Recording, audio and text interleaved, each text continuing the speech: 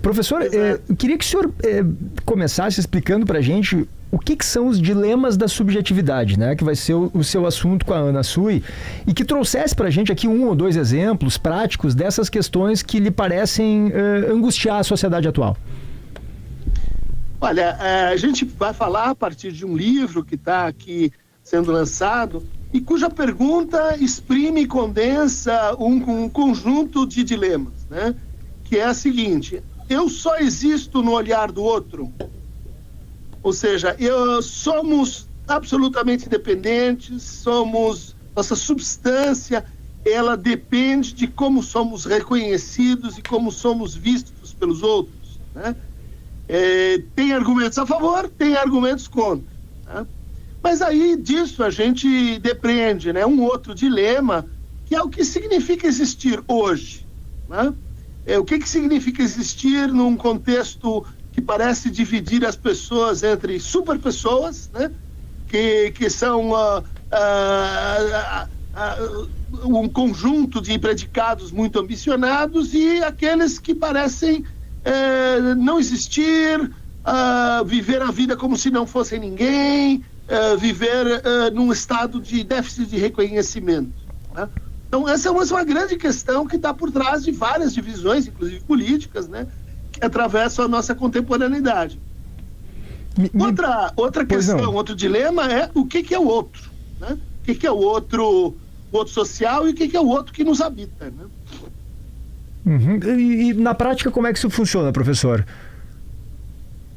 Olha, na prática, né, nós estamos falando, por exemplo, de processos depressivos, né, onde eu me sinto sub-reconhecido. Na prática, nós estamos falando de processos segregativos, onde determinadas pessoas são excluídas, né, são apartadas de participação, são apartadas de reconhecimento pelas leis, reconhecimento social. Na prática, a gente está falando, né, das transformações que acontecem quando você tem uma nova linguagem, uma linguagem digital, que, portanto, cria novos modos de existência, né? Existências virtuais, existências, bebês reborn, modos de estar no mundo a partir de uma realidade com outra dimensão ontológica, né? O senhor já disse algo que eu achei muito interessante, que as angústias hoje, elas estão menos relacionadas ao que nos falta, como era típico, acho que das neuroses clássicas, assim, né? Eu quero alguma coisa e não tenho, mas as angústias hoje estão mais relacionadas ao excesso. É o contrário, né? Excesso de informação, excesso de possibilidades, excesso de exposição, excesso de escolhas, excesso de alternativas. Quer dizer, é meio que quando eu tenho tudo, eu não tenho nada, né, professor? Se eu tenho tudo, bom, o que eu valorizo, né, de fato? O que é meu, de fato? O que ocorre com uma sociedade assim? Para onde a gente está caminhando? Quais são os riscos disso, né? De as angústias maiores serem relacionadas ao excesso e não à falta. Vamos tomar em conta que isso é uma interpretação que a gente faz. Não quer dizer que, de fato, a gente esteja sofrendo com isso. Mas você tem toda a razão, né? Há muitos autores que dizem que nós sofremos com a falta da falta, né? A falta da possibilidade de lidar com o sacrifício, com o compromisso, com a contrariedade, com a decepção, com o luto, veja, todas as figuras da falta, né? Com a finitude. Então, há uma interpretação de que, no fundo, essas figuras da falta estão sendo, assim, suturadas por consumo, né? Por informação, por aceleração, por uma série de dispositivos sociais que fazem com que a gente se engane, né? Que a gente viva uma vida achando que não tem falta. E daí, quando ela aparece, né, quando ela aparece num mau encontro, num trauma, numa perda, a gente se sente desprevenido, né? A gente se sente desamparado para enfrentar esse evento, né? Kelly. Dunker, eu queria te perguntar, voltar um pouquinho, né, na página e te perguntar sobre o que tu falaste no início, que é essa formação do eu a partir da relação com o outro. para a gente entender, assim, didaticamente, a existência, do ponto de vista da psicanálise, ela só existe, né? Ela só se completa na alteridade? Tem como a gente existir, ou há um si mesmo, um si próprio, possível sem o outro? Então, essa é, claro, um campo de discussão, mas para a psicanálise não, né? Para a psicanálise a gente não nasce com o eu, né? A gente tem esquemas, reflexos, mas a gente não tem isso que você mencionou aí, que é uma consciência reflexiva, uma consciência de si, uma consciência de que você é este eu e não pode ser substituído por outro, né? Então, fica aí o problema de como a gente conquista um eu, né? E as teorias mais, vamos dizer assim, consolidadas, vamos dizer assim, olha, o eu, ele nasce de uma experiência de reconhecimento de si no outro, como se o outro fosse uma espécie de espelho, como se o outro fosse uma espécie de duplo, mas é a partir desse duplo que eu digo, então, isso que eu estou vendo no olhar do outro, isso sou eu, né? De tal maneira que o eu não deve ser confundido com o indivíduo, né? Justamente porque o eu é sempre duplo. É o eu e sua voz, é o eu e sua sombra, é o eu e seu inconsciente, é o eu e seu outro, né? E hoje a gente está vivendo, acho que ainda em torno do eu, né? É uma era de diagnósticos, né, professor? Todo mundo tem alguma coisa ou acha que tem alguma coisa. Então, eu ia perguntar se isso pode ser positivo de alguma forma, porque a gente está falando mais sobre saúde mental, claro, ou se isso é sintoma também de uma medicalização da vida, né? Quer dizer, todo problema social, todo problema de conduta, todo desconforto, toda dificuldade de se relacionar com o outro acaba virando um problema médico, né? E não é assim. Perfeito. Acho que as duas coisas, né? A gente tem, e isso é bom, maior consciência da importância do sofrimento psíquico, inclusive da importância desse sofrimento para a nossa produtividade, para o nosso desempenho, para o nosso horizonte de expectativas de vida, para o que a gente poderia chamar assim de felicidade, né? Por outro lado, a gente já tem um processo de, vamos dizer assim, administração desse sofrimento, né?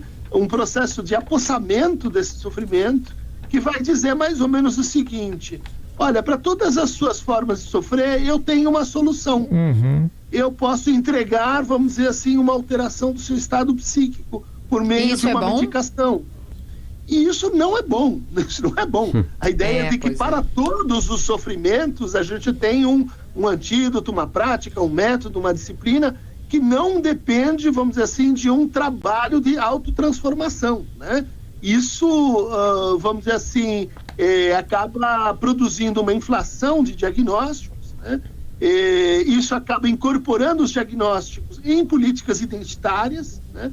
Isso acaba, vamos dizer assim, fazendo com que as pessoas lidem com os seus sintomas de uma maneira pouco advertida, pouco crítica, né? Eu me entrego ao outro, eu obedeço, como eu obedeço ao médico, de forma geral. Quando ele diz, faça isso, eu digo, eu vou cumprir, né? No caso da saúde mental, é muito importante que o paciente seja o sujeito do seu tratamento. Portanto, que ele opine, para que ele entenda um pouco, né? Que ele entenda que existem também modalidades conflitivas de interpretação do que ele está passando. E como é que se lida com isso, professor? No mundo ideal, o que as pessoas devem fazer? Quer dizer, porque também é confortante, né, Potter? Eu, por exemplo, eu vou ao médico e ele me diz assim, tu tem déficit de atenção. Por isso que tu tem problema com isso, com aquilo, outro, com aquilo. Em muitos casos é verdade, né? Eu mesmo sou diagnosticado com déficit de atenção, até às vezes nem gosto de falar muito sobre isso, porque eu não quero me resumir a isso, entende? Engraçado, nunca notei isso em ti. mas o meu receio é que as pessoas se resumam a um diagnóstico, né? Professor, como é que as pessoas devem lidar com isso? Deixa eu acrescentar isso, porque a gente faz terapia em grupo aqui, porque nos parece, não é confortável a palavra, mas a gente se alivia. É por isso que eu sou assim, né? Isso. Eu também sou diagnosticada, eu e o PG, a gente conversa muito sobre isso. Digo, então por isso que eu tenho essas explosões, né? Da questão da mania, da bipolaridade. Agora eu entendi. Então, dentro dessa pergunta, eu queria encaixar ou acrescentar, professor, essa questão do parece que nos dá um conforto receber um diagnóstico. Isso. Não que seja bom, mas que a gente, então é por isso que eu acho assim. Kelly, liga e desliga o teu aparelho. Tá. Mas é um certo conforto, sim, muito importante, porque de certa forma, isso nos tira do campo da moral, né? Isso faz com que a gente não olhe para esse sintoma, para essa condição, para essa limitação e diga, isso é falta de fé, isso é falta de educação, isso é falta de pensamento positivo, né? Quer dizer, ou seja, é um certo reconhecimento, né, do caráter, assim, não moral da coisa. O problema é quando a gente ruma para outra margem e diz assim, olha, isso é uma explicação e que eu tenho que aceitar e que eu devo corrigir por meio de um procedimento que não envolve nenhuma transformação de quem eu sou, nenhuma transformação da minha forma de vida, nenhuma transformação dos meus laços, da minha maneira de falar, de trabalhar, de amar, e isso torna essa explicação algo, vamos dizer assim, inerte do ponto de vista da saúde mental. Perfeito. Ou seja, nós precisamos de uma saúde mental mais crítica, né? Junto com ela, precisa ter uma relação de cuidado a si, de crítica dos discursos que vão parasitar o nosso sofrimento, que vão tentar empreitar o nosso sintoma. E não é que não existam nossos sintomas, e eles são sérios, merecem atenção, precisam de políticas públicas, mas a atitude precisa ser outra. Professor, o título do livro é muito bom, né? Ele tem um ponto de interrogação e acho que ele fala muito da nossa era, de alguma maneira, né? Eu só existo no olhar do outro. E eu queria trazer o tema de redes sociais e o quanto a gente é pressionado por isso. O livro está ali na nossa live, ali a capa dele. Que é do Christian Dunker com a Ana Sui. Ana Sui, exatamente. Eu só existo no olhar do outro. Professor, está pior agora essa revolução tecnológica onde todo mundo tem um conteúdo, todo mundo pode se colocar, né, para as outras pessoas, e esses materiais podem se espalhar para dezenas, centenas, milhares, milhões de pessoas. Isso realmente é uma angústia moderna? A gente vai ter que sair das redes, a gente vai ter que, né, que tipo de vida a gente tem que ter para o olhar do outro não ser tão importante assim. Eu sei que ele pode ser carinhoso, ele pode ser cuidadoso, enfim, ele pode ter muitas vantagens, né? Mas aparentemente o olhar do outro tá muito invasivo, tá muito questionador, tá muito sem educação, às vezes sem caráter, né? Sem ser bondoso, enfim.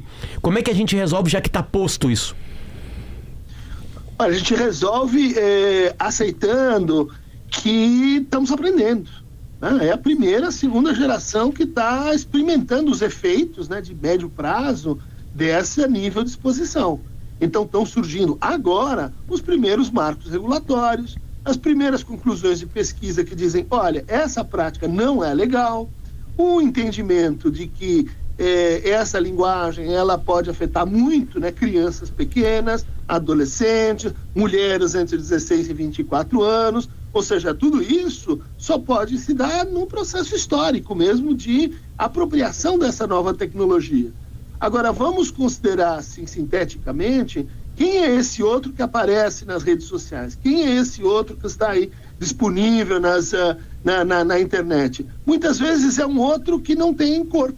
Muitas vezes é um outro que faz exigências de idealização cruéis. Muitas vezes é um outro que não te permite responder a uma crítica ou até mesmo a uma infâmia, tá? Então, junto com esse quem eu sou no lugar, a partir do olhar do outro, vem uma gramática, né? Vem um jeito de ser reconhecido. E há elementos muito nocivos, há elementos para os quais a gente precisa estar prevenido nessa gramática, né? Quer dizer, você, por exemplo, pode construir uma versão de si mesmo muito linda, muito perfeita e muito agressiva. E o que acontece com a sua vida real quando você começa a entrar e sair da sua melhor e da sua pior versão de si? Você começa a ter efeitos de prejuízo, você começa a ter efeitos de sofrimento, de decepção, né? Que precisam ser, assim, apresentados, tratados e pensados pelas escolas, pelas comunidades, pelas instituições. Perfeito. E ainda sobre o outro, professor, claro, a gente está numa etapa do mundo, assim, em que claro, essa hiperconectividade, e acho que se a gente ir para o afeto mesmo, as relações a dois, né, tem uma multiplicação de aplicativos de encontro, os encontros são descartáveis muitas vezes, as relações líquidas, Bauman escreveu sobre isso, mas paradoxalmente as pesquisas mostram que as pessoas transam menos, né? Então, é uma contradição isso. As pessoas estão se relacionando mais, em tese, mas a profundidade dessas relações, inclusive sexualmente, elas não parecem estar progredindo. É uma contradição ou tem tudo a ver uma coisa com a outra? Eu acho que tem tudo a ver uma coisa com a outra, porque quando você vai ver e analisar os aplicativos, eles muitas vezes não favorecem a aparição da complexidade discursiva, intersubjetiva, que costuma aproximar as pessoas, né? Então, o nosso conceito de namoro, o nosso conceito de, encontrar um outro, né? Ter um lugar no olhar do outro, e ele precisa de uma reformulação. Muitas pessoas, vamos dizer assim, caem numa espécie de abismo no uso de aplicativos, se ressentem, acham que, aquilo não dá certo, porque estão nesse processo de aprendizagem, mas não se percebem, não admitem que é isso que está acontecendo. E essa aprendizagem, né, de como amar, como ser amado, ela é um processo intergeracional, ela demora muito, ela depende da mudança de nosso padrão de cinema, de teatro, de literatura, de artes, né? E isso está acolhendo muitas pessoas, né? Numa espécie assim de, eu pelo aplicativo vou conseguir simplificar o desejo humano como eu estou simplificando outras coisas. Não vai conseguir. Então não se decepcione com o instrumento, né? É a matéria-prima mesmo que está resistindo. Professor, eu queria pegar esse gancho da simplificação e conversar um pouco com aquilo que o senhor falou, respondendo ao PG, sobre o sofrimento, da gente até não enfrentar o sofrimento, porque hoje a gente tem estímulos rápidos, né? Seja pelas redes sociais, faz uma compra e aí já traz uma dopamina pro cérebro, ou vê um vídeo curto e não se estende, mesmo não aprofundamento das relações que o PG citou. O quanto isso nos traz prejuízo e como é que a gente tenta enfrentar, porque os estímulos estão muito acessíveis para trazer essa pontinha de felicidade que não dura tanto, né? Nem sei se a palavra é felicidade, mas esse quentinho no coração que dá, essa alegria que é muito efêmera. Tem muita coisa aí, mas eu vou tentar traduzir isso que você está colocando num problema, né, mais focal, que é o seguinte: quando você entra nas redes sociais ou no universo da internet, acontece um curioso fenômeno que é assim: a tua presença vale, a tua presença é monetizável. Então, só porque você entrou naquele site, você já tem valor, né? Aparecem nuvens te agradecendo, você foi mapeado, se você fizer um clique ainda, mais valor para você. Olha como você é legal, olha como você é importante para mim. Que é a lógica do consumo, né? O que acontece quando uma pessoa que está acostumado a esse nível, né, de supervalorização, vai para a vida real, cruza outra pessoa e outra pessoa nem te olha, nem te cumprimenta. Vem para uma sala de aula e diz assim: uhul, eu tô aqui. E o professor diz: tudo bem, essa é só a sua obrigação. E o que você entende de álgebra? Nada. Ou seja,